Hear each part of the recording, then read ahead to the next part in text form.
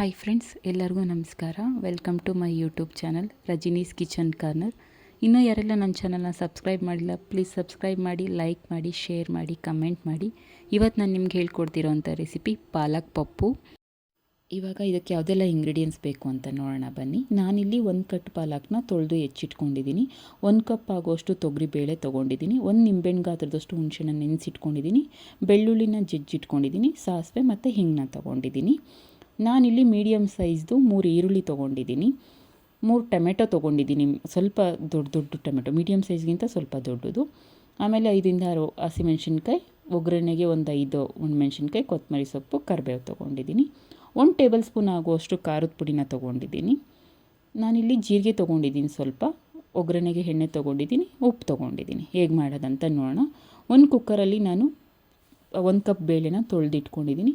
ಆಮೇಲೆ ತೊಳೆದು ಕಟ್ ಮಾಡಿ ಇಟ್ಕೊಂಡಿರೋ ಪಾಲಕ್ ಸೊಪ್ಪನ್ನ ಹಾಕ್ಕೊತಾ ಇದ್ದೀನಿ. ಇವಾಗ ಅದಕ್ಕೆ ಈರುಳ್ಳಿ ಹಾಕ್ಕೊತಾ ಇದ್ದೀನಿ, ಜೊತೆಗೆ ಹಸಿಮೆಣ್ಸಿನ್ಕಾಯಿ ಮತ್ತು ಟೊಮೆಟೊ ಎಲ್ಲದನ್ನೂ ಹಾಕ್ಕೊಂಡಿದ್ದೀನಿ. ಟೊಮೆಟೊ ನಾನು ಇಲ್ಲಿ ನಾಟಿ ಟೊಮೆಟೊ ತೊಗೊಂಡಿದ್ದೀನಿ, ಫಾರ್ಮ್ ಬೇಡ.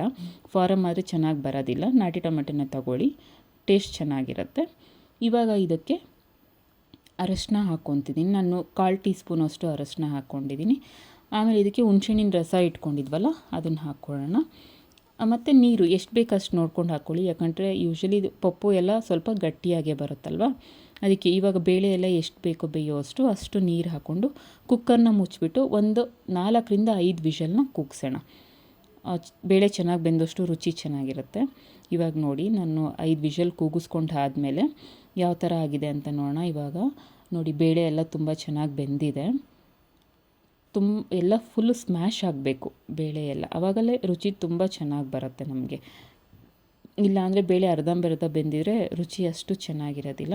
ಇವಾಗ ಇದನ್ನು ಚೆನ್ನಾಗಿ ಸ್ಮ್ಯಾಶ್ ಮಾಡಿಕೊಂಡು ಮತ್ತೆ ಇದನ್ನು ಬೇಯೋದಕ್ಕೆ ಬಿಡೋಣ. ಸ್ವಲ್ಪ ಕಮ್ಮಿ ಉರಿ ಇಟ್ಬಿಟ್ಟು ಅದನ್ನು ಕುದಿಯೋದಕ್ಕೆ ಬಿಡೋಣ. ಇವಾಗ ಒಗ್ಗರಣೆಗೆ ರೆಡಿ ಮಾಡ್ಕೊಳ್ಳೋಣ.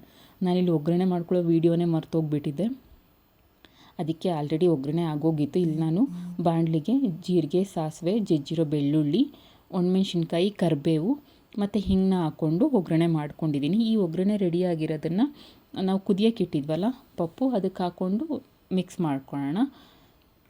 ಒಗ್ಗರಣೆ ಎಲ್ಲ ಆದಮೇಲೆ ಇದನ್ನು ಚೆನ್ನಾಗಿ ಏನಿಲ್ಲ ಅಂದರೂ ಒಂದು 5ರಿಂದ 10 ನಿಮಿಷ ಚೆನ್ನಾಗಿ ಕುದಿಸ್ಕೋಬೇಕು.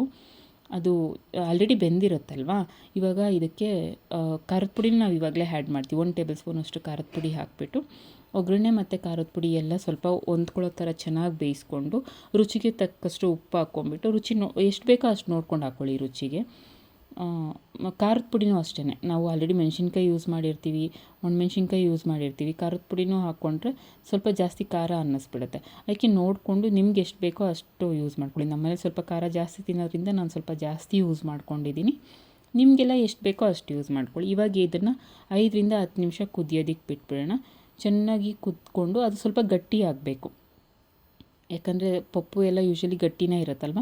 ಸೊ ಗಟ್ಟಿ ಆದರೆ ತುಂಬಾ ಚೆನ್ನಾಗಿರುತ್ತೆ. ಇವಾಗ ಹೋಟೆಲ್ಗಳಲ್ಲಿ, ರೆಸ್ಟೋರೆಂಟ್ಗಳಲ್ಲಿ ನಿಮಗೆಲ್ಲ ಯಾವ ಥರ ಪಪ್ಪು ಸಿಗುತ್ತೋ ಅದೇ ಥರ ಇರುತ್ತೆ. ಇವಾಗ ನೋಡಿ, ಇದು ರೆಡಿ ಆಗಿದೆ. ಇದಕ್ಕೆ ಕೊತ್ತಂಬರಿ ಸೊಪ್ಪು ಹಾಕ್ಕೊಂಬಿಟ್ಟು ಮತ್ತೆ ಎಲ್ಲ ಮಿಕ್ಸ್ ಮಾಡಿಕೊಂಡು ಸರ್ವಿಂಗ್ ಪ್ಲೇಟ್ಗೆ ಸರ್ವ್ ಮಾಡ್ಕೊಳ್ಳೋಣ.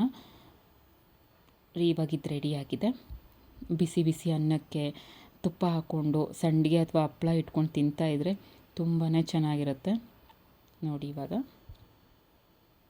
ಆಂಧ್ರ ಸ್ಟೈಲ್ ಪಾಲಕ್ ಪಪ್ಪು ರೆಡಿಯಾಗಿದೆ. ವಿಡಿಯೋ ನೋಡೋದಕ್ಕಾಗಿ ಎಲ್ಲರಿಗೂ ಧನ್ಯವಾದಗಳು.